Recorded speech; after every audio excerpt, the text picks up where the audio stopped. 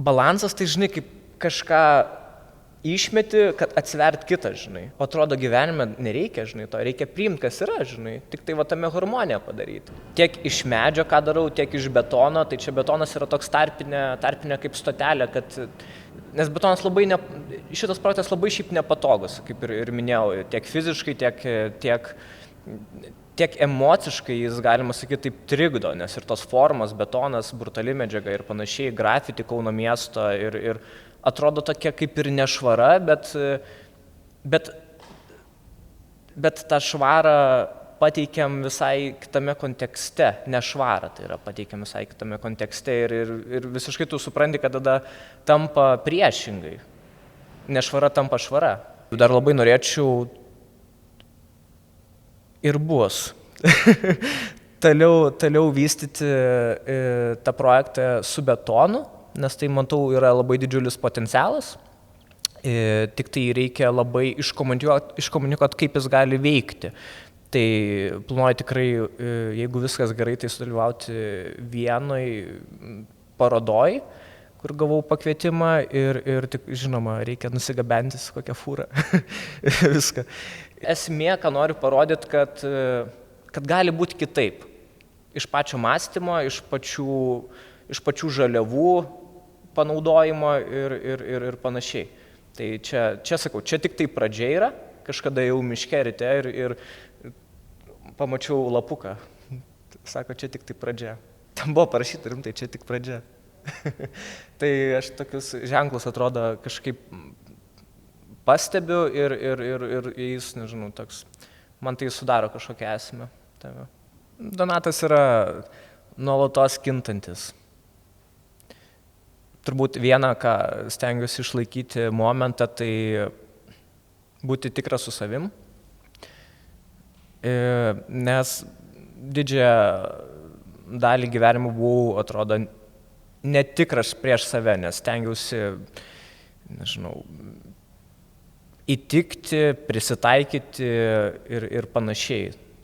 Tai supratau, kad labai išaugdavo tokia kaip ir vidinė kova savyje, pasipriešinimą, o kova, man atrodo, prie nieko gero niekados nepriveda. Viskas keičiasi, tik tai mes pasirinkam, kaip keistis, į kurią pusę krypti. Tai nes nuolatos viskas auga, kaip ir turbūt ir visata, viskas plečiasi, viskas auga. Numiršta ir vėl iš naujo. Kartais reikia numirti, kad atrasti tą naują. Tie lūžiai turbūt buvo ir ne vienas gyvenime, bet po tų lūžių viskas dar kitaip ir esmė, ką supratau, kad svarbu, kaip tas lūžis ateina,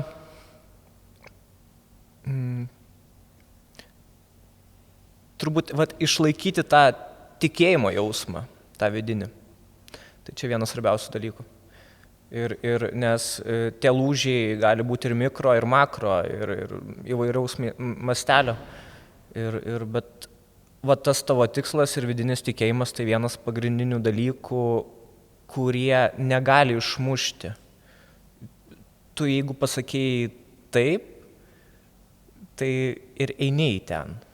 Man atrodo, kaip kažką pradedi naujo, kitaip ir panašiai. Tam tikrą momentą tu turi užsidėti tam tikras sienas nuo kitų nuomonių. Ir jų reikia užsidėti. Nes kitaip tu labai tave gali paveikti aplinka ir numušti tave nuo tikslo. Tai, man atrodo, turi eiti pilnai į savo tikėjimą, ką matai. Ir žinoma, reikia girdėti aplinką, bet neklausyti jos. Tų lūžių buvo, taip, ir kūrybinių, ir asmeninių santykiuose. Nebus tos stotelės, kur viskas aš pasiekiau, Everesto viršūnė, ir tuo ir baigėsi. Tai, man atrodo, tas kopimas nuolatos bus, tik svarbu turėti tą tikslą, nors ir kartais tu neužkopsi į tą Everesto viršūnę, bet į ją kopti reikia. Tai aš kažkaip to vadovaujuosi. Tai visos medžiagos, su kuriuom dirbu, jos yra natūralių, galima sakyti, organinių formų. Jos yra neapdirbtos tiek ir medis, tiek ir betonas ir panašiai. Ir aš apie tai dažnai irgi galvoju, ką apie tai sako. Tai man tas vienas žodis gal, tai yra tikrumas, nes tai yra tikros formos, nepasikartojančios, aš labai susieju ir su žmogumi, nes ir kaip kiekvienas žmogus nėra vienodas žmogaus. Atskleidimas to tikrumo, ne užpudravimas, ne nupjovimas pagal savo įsivaizdavimą, neformavimas pagal save, čia kaip ir santykiuose. Kad išryškinti tą žmogų, jo savybės, o ne užslėpti ir neprimesti prie savo.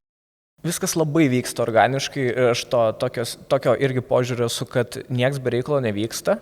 Ir jeigu tu turi mintį, turi kažkokią intenciją, nori, nenori, tu tai pritrauki. Geriu kavą kavinį, išeinu iš tos kavinės, žiūriu aptvertą tokią aikštelę ir ten tiesiog pjauna medžius, geninti avarinės tokios būklės.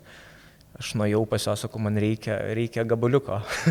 Tai jie ten porą medžių visų ir davė. Tai pamačiau tiesiog betono didelę krūvą ir mane tai užkabino. Tai irgi pirmas žingsnis buvo tiesiog sustoti, nueiti pas apsauginį, paprašyti, kad įleistų, apsižiūrėti. Žinoma, jis neleido, nes didelė tokia gamykla. Tai turėjau nuvažiuoti tiesiog į administraciją, susirasti ten atsakingą žmogų, papasakoti jam visą idėją, ką noriu daryti ir su juo tada nuvažiavęs. Pamačiau iš arčiau ten tos gabalus, papasakojo daugiau apie visus procesus, gamybos, ką jie daro ir panašiai, kad čia šalutinis produktas, kaip betono atlieka, kažkokia judesio forma. Man asmeniškai judesys labai padeda surišti ir įsižeminti. Man įsisavina tik tai per judesį, per sportą kažkokį. Tai man padeda tai surišti vieną su kitu. Turiu tam tikrą planą pasidaręs, bet planas keičiasi. Ir man tai patinka, kad jis keičiasi. Tikslas išlieka visada. Kartais svarbu leisti jam keistis, labai nesudarytame įtampos. Kiekviena situacija tiek ir nelabai patogi ir gera, man atrodo, kažką sako ir kažką pasakoja tau.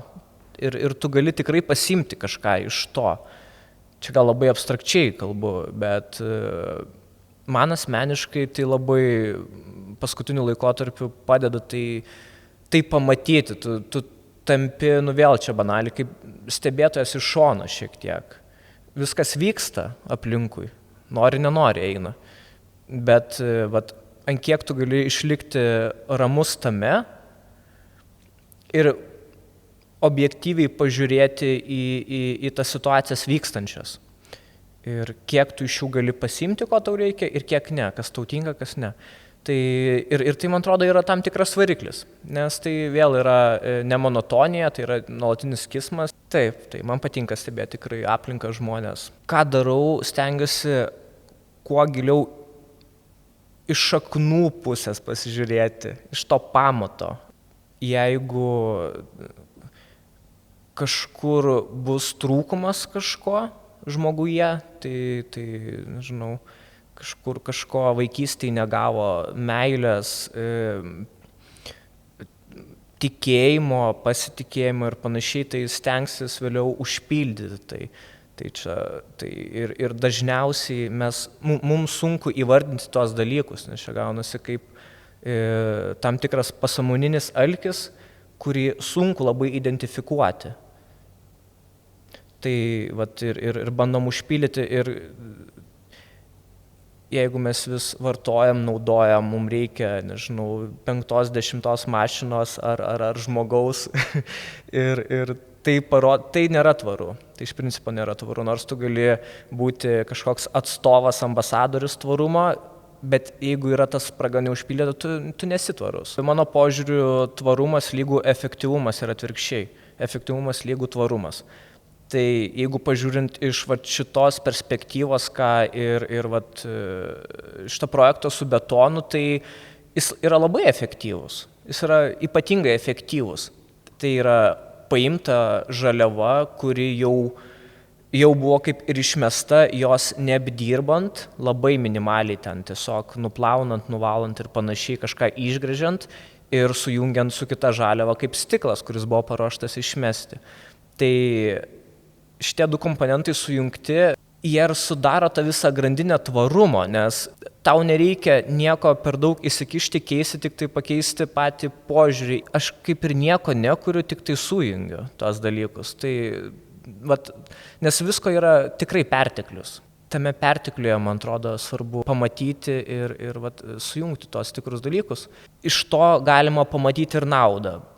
Išnaudoti patį betono svorį, tai tam tikriem kažkokiam balansiniam dalykam, kur atsvertų ir iš pačios dizaino pusės jis atrodo, kaip gali atrodyti krentantis betonas su kažkoks strypas jį prilaiko, to pačiu stiklą prilaiko, vizualiai jis atrodo krentantis, bet iš tikrųjų jis yra lygus ir čia yra žaismas. Tvarumas vėl ir labai didelė kūrybinė išraiška, nes tu turi tas dvi žaliavas ir tu su jomis turi dirbti ir taip tu iš dalies esi apribotas jomis, bet tai ir atskleidžia tą tavo kūrybinį kažkokį potencialą.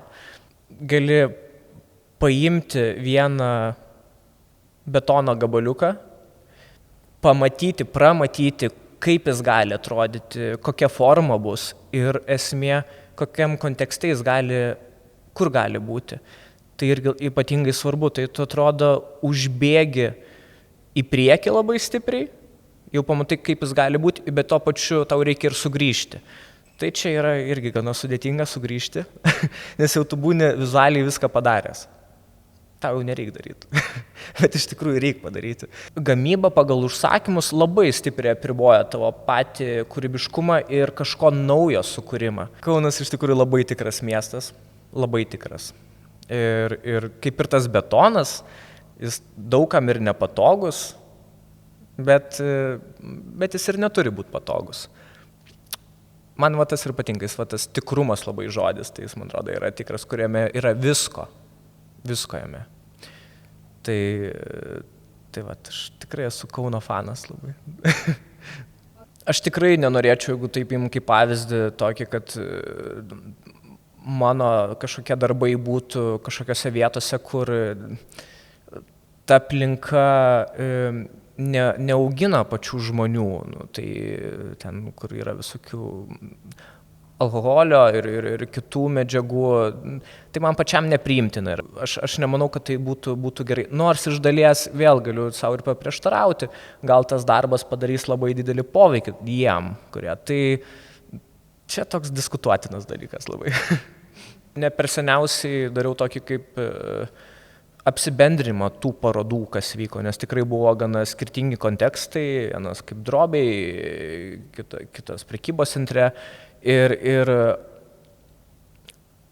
aš vieną dalyką supratau, kad šitą projektą atskleidžiau tik tai 20%, kaip įsivaizduoju, jis gali atrodyti ir kaip atrodyti, ir kokią žinutę nešti.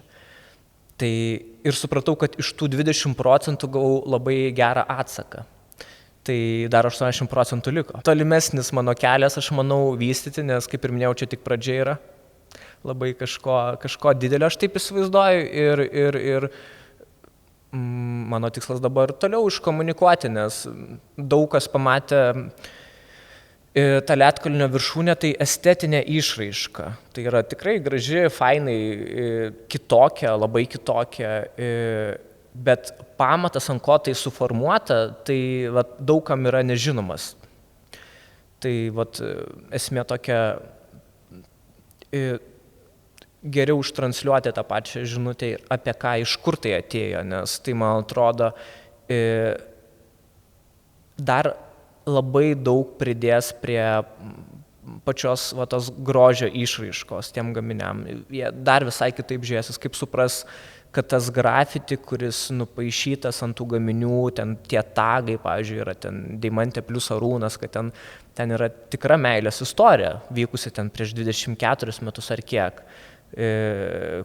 kur ir po parodos moteris parašė tą, kad ten mano meilės istorija. Tai labai tai labai, man atrodo, svarbu pabrėžti, kad tai yra tikra. Tai, kad to sakau, ir tos tos grafiti išraiškos jos simbolizuoja tam tikrus dalykus, tam tikrą laikmatį ir panašiai. Betonas taip pat, stiklas taip pat ir tai yra istorija. Tai yra istorija, kuri vat, čia yra tvarumas, kur tu jį vertini, turėdamas, kad ir tą patį staliuką toj formoj. Ir tu jį visai, man atrodo, kiekvieną dieną ant jo dėdamas kavos arbatos puodelį, tu jį kitaip pamatysi ir tu kitaip pagalvosi jį. Tu pagalvosi, kodėl jos tokios formos, kodėl mane žavi tos formos, tos nuskilusios, atrodo jos neidealios.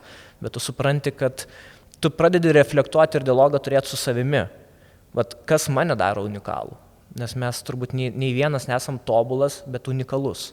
Tai va tą unikalumą pabrėžti, man atrodo, vienas pagrindinių dalykų, ką norėčiau ir ištransliuoti.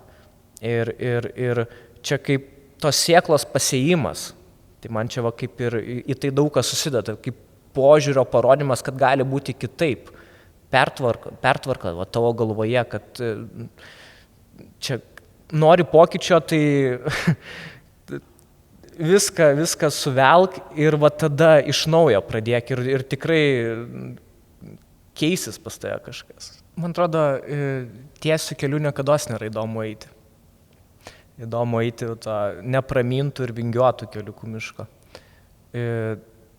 Tai kaip ir minėjai, tikrai jis yra sudėtingesnis, bet tu daugiau atrandi jame.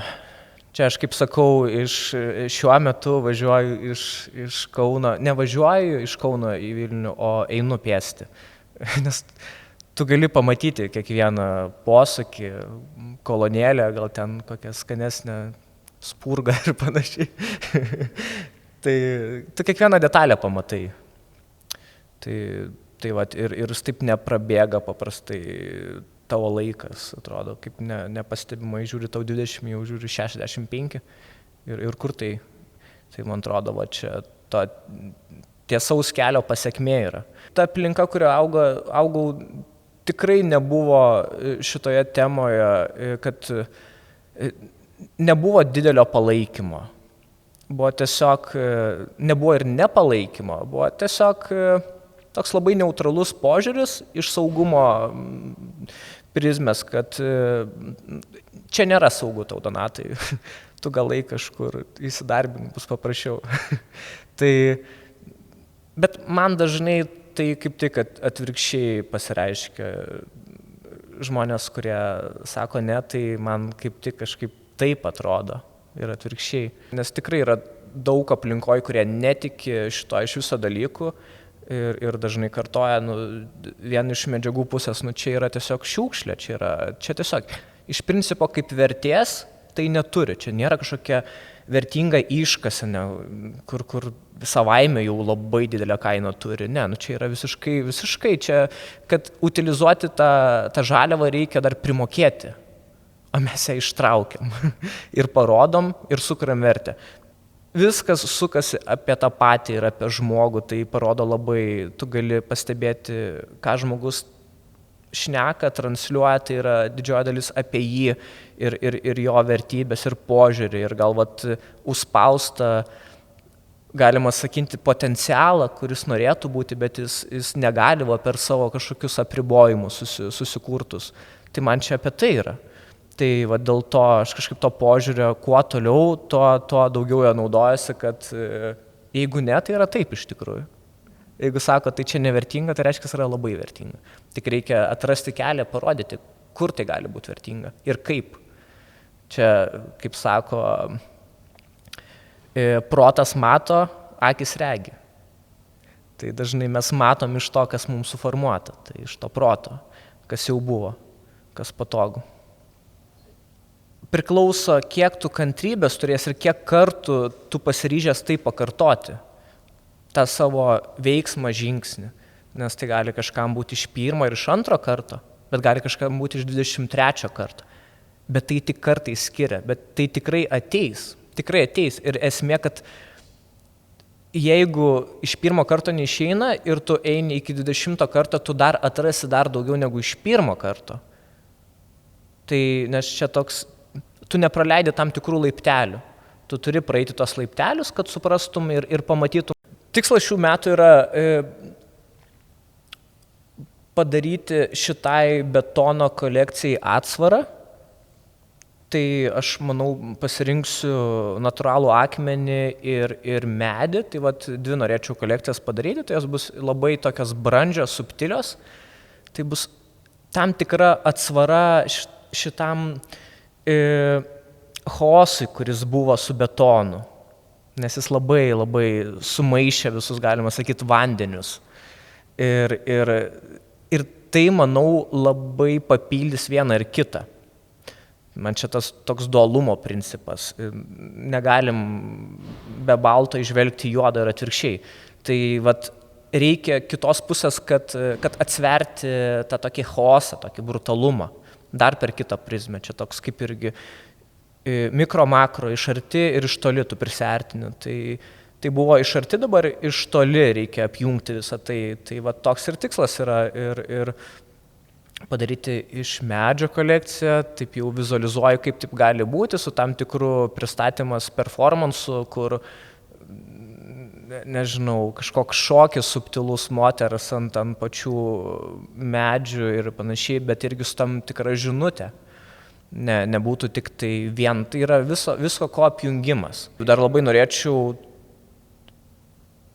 ir bus toliau vystyti tą projektą su betonu, nes tai, matau, yra labai didžiulis potencialas. Tik tai reikia labai iškomunikuoti, kaip jis gali veikti.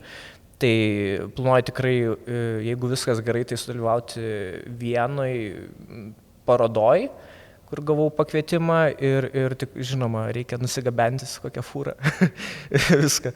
Ir toliau išvystyti, kaip tai galėtų veikti ir tam tikroj sistemos daly, kur papildytų, kažkokią sukurtų kitam verslui pridėtinę vertę. Tai kaip ir tam kažkokiam tinklui, kad ir Kauno, kito miesto, tu labai didelės variacijas gali padaryti, tiek sukurti identitetą pagal grafičio kažkokią simbolikos to miesto, kur tu atėjęs daleiskim tą vietą, kažkokį kavinių tinklą, tu gali pamatyti, identifikuoti, kad va čia tas buvo kažkokiam skersgatvį brome nupaišytas, atskirti ten, pamatyti tas žaliavas kitaip ir čia yra labai, man atrodo, platu ir dar daug neišnaudoto potencialo tame yra.